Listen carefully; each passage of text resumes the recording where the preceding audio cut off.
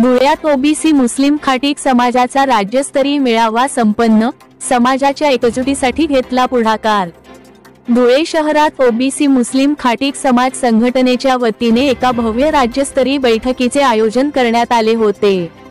शहरातील 100 फुटी रोडवरील सिटी हॉल येथे संपन्न झालेल्या या मेळाव्याचा मुख्य उद्देश राज्यभरातील खाटीक समाज बांधवांना एका व्यासपीठावर एकत्र आणून त्यांच्यात एकजूट निर्माण करणे हा होता।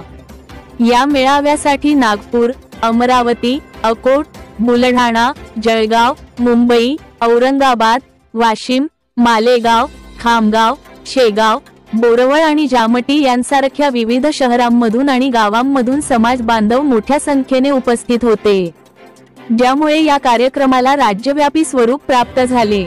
या कार्यक्रमाला प्रमुख पाहुणे म्हणून नागपूर कामठीचे आंबा खाटीक, अमरावतीचे अमीन खाटीक, अकोटचे अक्रम खाटीक, खामगावचे आबिद खाटीक, मालेगावचे रेहान चौधरी, ऐदलाबादचे अखिल खाटीक सर, चिखलीचे चांद खाटीक सर, दामणगावचे हसन मास्टर खाटीक, अकोटचे कैसर खाटीक सेठा आणि धुळ्याचे अब्दुल्ला खाटीक यांची विशेष उपस्थिती लाभली।